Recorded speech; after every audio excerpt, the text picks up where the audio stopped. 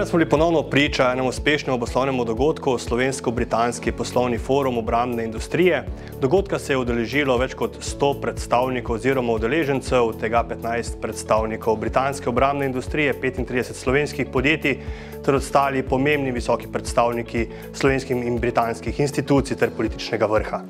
Podjetja so zgenerirala več kot 100 B2B srečanj oziroma poslovnih sestankov, kar samo priča o tem, da je slovenska obrambna industrija kljub svojih majhnosti zelo nišno usmerjena ter predvsem visoko tehnološko podprta, kar lahko slovenskim podjetjem omogoča povezovanje s tako velikimi podjetji, kot so podjetja tudi britanske obrambne industrije.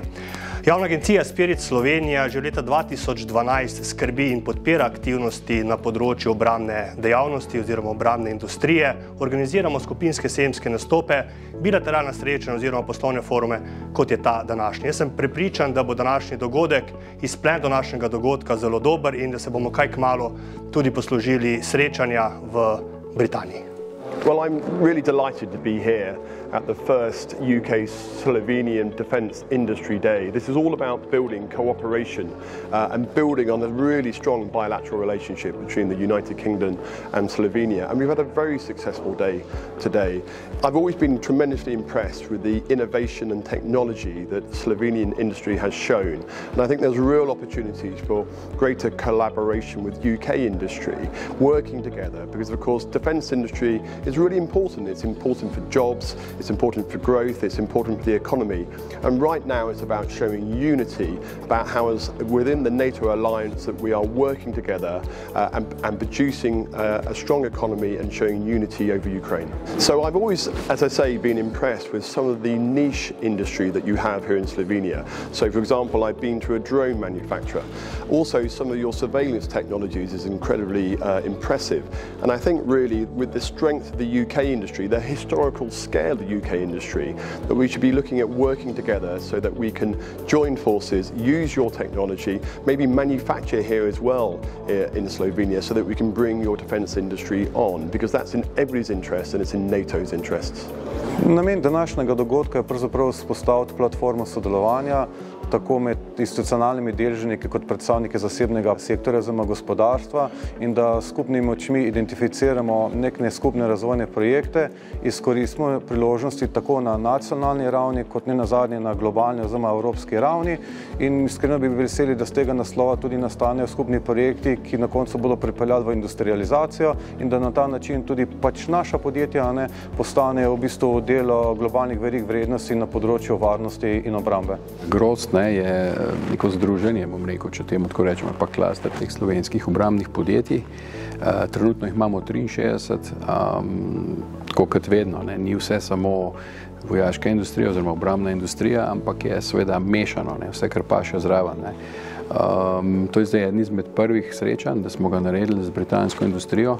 Seveda nek določen handicap je Brexit bil, ki je to zdaj ni več Evropska unija, ampak glede na to, da je obrambna industrija zelo regulirana, pa da itak zahteva določene, kako bi temu rekel, preverjanja in dokumente in izvozna dovoljenja, ni kaj dost, bom rekel, oslabil tega. Zdaj je precej neraziskan trg, to vidim, da tudi po izjavah britanskih podjetij, ki pa seveda vidijo v Sloveniji ogromno priložnosti, predvsem zaradi visoko razvite tehnologije. In kot smo videli danes v predstavitvah teh projektov, se mi zdi, da bo kar veliko priložnosti za kakšne podobne zadeve. Konkretno so se eni že zanimali, ker so videli te projekte in jaz mislim, da več, ko bomo takih dogodkov delali, bolj se bo lahko slovenska industrija pokazala, pa ne samo kot del dobaviteljskih verig, kot smo danes videli, ampak tudi kot proizvajalci končnih projektov, recimo ta oborožitvena postaja Mangard 25, ali pa recimo ta dron za detekcijo teh raznih groženj. Tako da projekti se razvijajo in so seveda, zakaj do tega prihaja. Srečo imamo, da je tudi Ministrstvo za obrambo prepoznali, bom rekel, potenciale slovenske obrambne industrije in vlaga precej velika sredstva v to. In mi kot Grozd seveda smo neka povezovalna linija med Ministrstvom za obrambo in našo industrijo. Poleg tega sem bil jaz osebno imenovan recimo tudi v NATO za industrijsko politiko kot nek focal point, se pravi neko ključna povezava, kjer lahko seveda odkrivamo nove priložnosti, povezujemo kakšne kontakte, zagotavljamo našim podjetjem. Imeli smo recimo nemško industrijo tukaj, zdaj imamo to, potem bomo imeli konec leta francosko industrijo, tudi veliki recimo proizvajalci, prej je omenjal Leonardo recimo, ki se pač kupuje tukaj helikopterje. To so tako velika podjetja, da bojo verjetno tudi sama prišla se predstavljati naši industriji in bo seveda spet ogromno enih priložnosti. Torej, projekt Mangart 25 je razvojno-raziskovalni in inovacijski projekt, ki ga izvaja konzorcij 5 slovenskih podjetij, Valhalla Tarec, Guardiaris, Carbotech Technologies, Ash Systems in Leocom. Torej, gre za projekt, ki ga financira Ministrstvo za obrambo. Njegov cilj je razvoj daljinsko vodene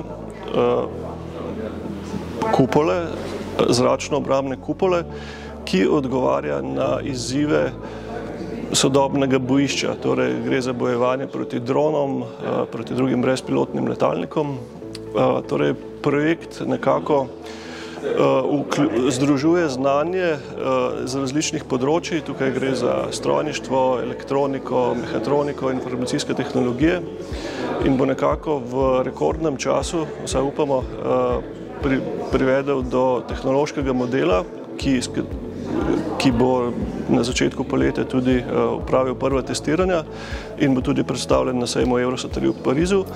In torej nadejamo se tega, da bomo z preizkusi tudi uspešno potrdili primernost našega izdelka za potrebe Slovenske vojske, ki je zdaj v postopkih razvoja sistemov zračne obrambe.